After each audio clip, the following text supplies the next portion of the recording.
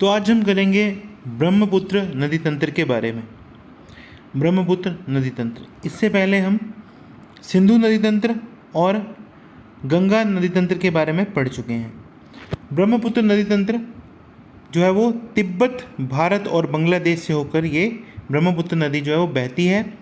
तिब्बत में इसका उद्गम होता है, फिर भारत में और फिर बांग्लादेश से होकर ये बहती है। उद्गम जो इसका है वो तिब्बत के मानसरोवर के निकट से होता है। तिब्बत में जो इसके नाम हैं वो हैं यरलुंग, जंगबो या फिर सांगपो। ये नाम जो है तिब्बत में इस नदी को दिए गए हैं। भारत में प्रवेश जो है इसका असम घाटी से होता है। नाम जहाँ पे इसका है ब्रह्मपुत्र, भारत में इसको ब्रह्मपुत्र बोलते हैं। अरुणाचल में इसका नाम जो है वो दिहांग है। विश्व का जो सबसे बड़ा डेल्टा है उसका ये निर्माण करती है, जिसे सुंदरबन डेल्टा बोलते हैं। जो इसकी सहायक नदियाँ हैं वो हैं तिस्ता जो कि सिक्किम में है, सुबनसिरी, कमेंग, मानस, दिबांग जो दाएं तट से इससे मिलती हैं, लोहित, बराक और दिबांग जो बाएं तट से इससे मिलती हैं।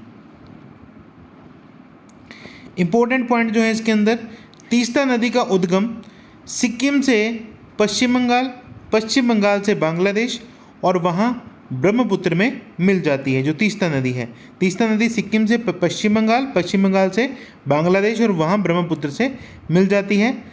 लोहित नदी जो है उसको खून की नदी भी कहा जाता है। लोहित नदी को खून की नदी भी कहा जाता है। इम्पोर्टेंट पॉइंट है ये। उसके बाद है बराक नदी। इसका उद्गम जो है वो मणिपुर से मिजोरम से असम से बांग्लादेश, फिर मेघना नदी में ये मिल जाती है। उसके बाद ब्रह्मपुत्र नदी जो ब्रह्मपुत्र नदी है वो वर्ल्ड की सबसे बड़ा लार्जेस्ट रिवर आइलैंड जो है माजुली, इसी नदी में स्थित है। ब्रह्मपुत्र नदी में जो वर्ल्ड का लार्जेस्ट रिवर आइलैंड है जिसका नाम है माजुली, इसी में स्थित है, जो कि असम में है। उसके बाद आ जाती है हमारा प्रायद्वीपीय नदी तंत्र। प्रायद्वीपीय नदी तंत्र में दक्षिण भारत की नदियाँ आ जाती हैं। ये बहुत इंपॉर्टेंट टॉपिक है। हिमालयी नदी तंत्र से पुराना और अपवाह तंत्र इसका वृक्षनुमा है। प्रायद्वीपीय नदियाँ जो हैं वो जो अरब सागर में मिलती हैं वो हैं नर्मदा, ताप्ती और माही, और जो बंगाल की खाड़ी में मिलती हैं वो हैं गोदावरी, कृष्णा, कावेरी और महानदी। ठीक है, ये जो नदियाँ हैं नर्मदा, ताप्ती और माही, ये मिलती हैं अरब सागर में, और गोदावरी, कृष्णा और कावेरी और महानदी, ये चार जो नदियाँ हैं ये बंगाल की खाड़ी में जाके गिरती हैं। नर्मदा नदी, अब नर्मदा नदी की बात करें, मध्य प्रदेश के अमरकंटक से इसका जो है उद्गम होता है। से पश्चिम की ओर बहते हुए ये 1312 किलोमीटर दूरी तय कर खंबात की खाड़ी अरब सागर में मिलती है। तो इसका जो उद्गम है वो इम्पोर्टेंट है, अमरकंटक से, मध्य प्रदेश के अमरकंटक से इसका उद्गम होता है। नर्मदा के उत्तर में विंध्याचल पर्वत और दक्षिण में सतपुड़ा के पर्वत के बीच में जो ब्रंश घाटी रिफ्ट वैली से होते हुए ये बहती है। यानी उत्तर में विंध्याचल पर्वत और दक्षिण में सतपुड़ा पर्वत के बीच से रिफ्ट वैली से होते हुए बहती है। बहुत इंपॉर्टेंट पॉइंट है, अक्सर एग्जाम में पूछा जाता है रिफ्ट वैली से बहने वाली नदियों के बारे में। तो ये रिफ्ट वैली से, ब्रंश घाटी से बहती है। एमपी की सबसे बड़ी नदी जो मध्य प्रदेश की सबसे बड़ी नदी है, मध्य प्रदेश की जीवन रेखा भी इसको कहा जाता है। इसकी सहायक नदियां जो हैं वो हैं औरसंग, तवा और शेर। अमरकंटक से दो नदियां निकलती हैं, नर्मदा और सोन। अमरकंटक जो है उससे दो नदियां निकलती हैं, एक नर्मदा नदी और एक सोन नदी। दोनों ब्रंश घाटी से होते हुए बहती हैं। तो अगर एग्जाम में आता है ब्रंश घाटी से, रिफ्ट वैली से होकर बहने वाली नदियां, तो उसमें नर्मदा और सोन दोनों नदियां, इन दोनों में से अगर कोई भी ऑप्शन हो तो आप टिक लगा सकते हैं। उसके बाद है ताप्ती नदी। ताप्ती नदी मध्य प्रदेश के बैतूल जिले के पास सतपुड़ा की पहाड़ियों से इसका उद्गम होता है। 724 किलोमीटर जो है इसकी लंबाई है।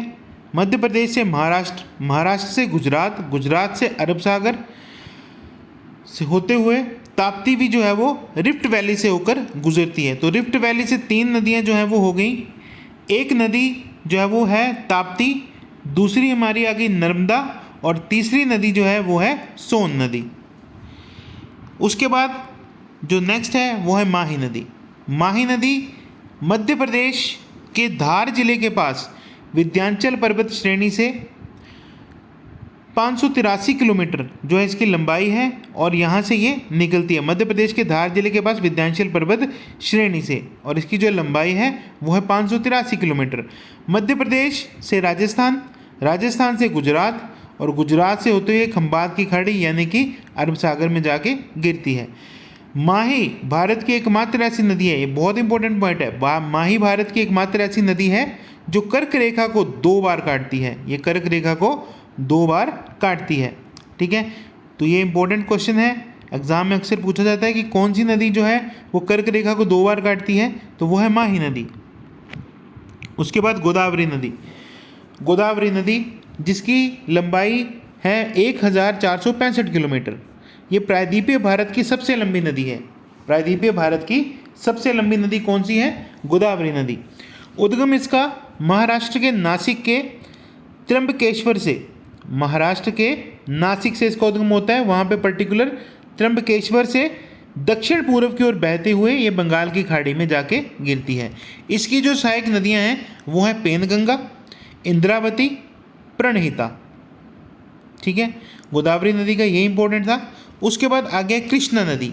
कृष्णा नदी जो है वो 1400 किलोमीटर लंबी नदी है, प्रायद्वीपीय भारत की दूसरी सबसे बड़ी नदी। उद्गम जो है इसका वो महाराष्ट्र के महाबलेश्वर के पास से होता है।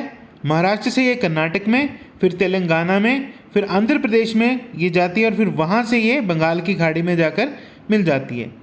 तुंगभद्रा, कोयना, भीमा इसकी सहायक नदियाँ हैं। कृष्णा नदी जल विवाद आंध्र प्रदेश और कर्नाटक और महाराष्ट्र के बीच 1957 से चल रहा है। उसके बाद नेक्स्ट जो नदी है वो है महानदी। महानदी जो है इसकी कुल लंबाई 851 किलोमीटर है। छत्तीसगढ़ उड़ीसा की ये प्रमुख नदी है महानदी। उद्गम जो है इसका छत्तीसगढ़ के रायपुर के निकट सिहावा पहाड़ी से होता है, फिर उड़ीसा में प्रवेश करके डेल्टा का निर्माण करके बंगाल की खाड़ी में गिर जाती है। डेल्टा का निर्माण करती है ये नदी। उसके आगे तेल नदी और जोंक नदी इसकी सहायक नदियाँ हैं। इसकी जो सहायक नदियाँ हैं वो है तेल नदी और जोंक नदी। उसके बाद नेक्स्ट जो है वो है कावेरी नदी, जिसकी लंबाई 800 किलोमीटर है। कर्नाटक के करक के निकट ब्रह्मगिरी पहाड़ियों से ये इसका उद्गम होता है, फिर कर्नाटक से तमिलनाडु से बहते हुए तिरुचिरापल्ली के निकट बंगाल की खाड़ी में ये गिरती है। कावेरी नदी की जो स्पेशलिटी है वो क्या है?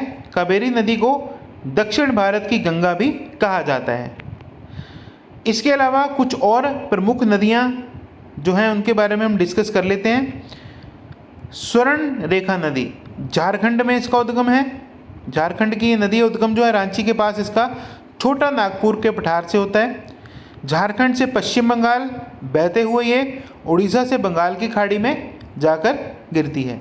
उसके आगे आगे जमशेदपुर, टाटानगर इसी नदी के किनारे पर स्थित है। तो ये भी एक इम्पोर्टेंट पॉइंट है। अगर आपसे पूछा जाए कि जमशेदपुर यानी कि जो टाटानगर है वो कहाँ पे किस नदी के किनारे पर है, तो वो स्वर्ण रेखा नदी के किनारे पर है। उसके बाद आगे लूनी नदी। लूनी नदी उद्गम इसका अजमेर के निकट अरावली पहाड़ियों के निकट नाग पहाड़ से होता है। राजस्थान से गुजरात और कच्छ के रन में ये नदी विलुप्त हो जाती है। अजमेर के निकट अरावली पहाड़ियों के निकट नाग पहाड़ से इसका उद्गम होता है, और राजस्थान से जब ये गुजरात में जाती है वहाँ कच्छ के रन में ये नदी विलुप्त हो जाती है। लूनी नदी को साल्ट रिवर भी कहा जाता है। उसके बाद नेक्स्ट है काली नदी, शारदा और काली गंगा। काली नदी को शारदा या काली गंगा भी बोलते हैं। उद्गम इसका हिमालय स्थित काला पानी नामक स्थान से होता है।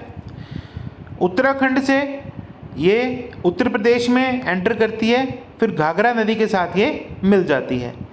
काली नदी पूर्व की ओर नेपाल और भारत की इंटरनेशनल बॉर्डर ये बनाती है। ये इंपॉर्टेंट पॉइंट है। ये जो है पूर्व की ओर नेपाल और भारत का इंटरनेशनल बॉर्डर यानी कि अंतर्राष्ट्रीय सीमा बनाती है कौन सी नदी? काली नदी। उसके बाद पेन्नार नदी, भारत की प्रमुख नदी। पेन्नार नदी जो है वो भारत की प्रमुख नदी है।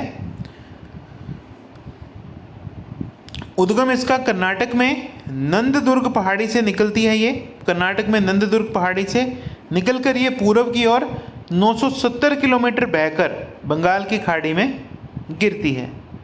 तो ये थी ब्रह्मपुत्र नदी तंत्र और प्रायद्वीपीय नदी तंत्र जो अभी हमने डिस्कस किया। इस तरह की और भी वीडियो आपको मिलती रहेंगी। Please subscribe my channel.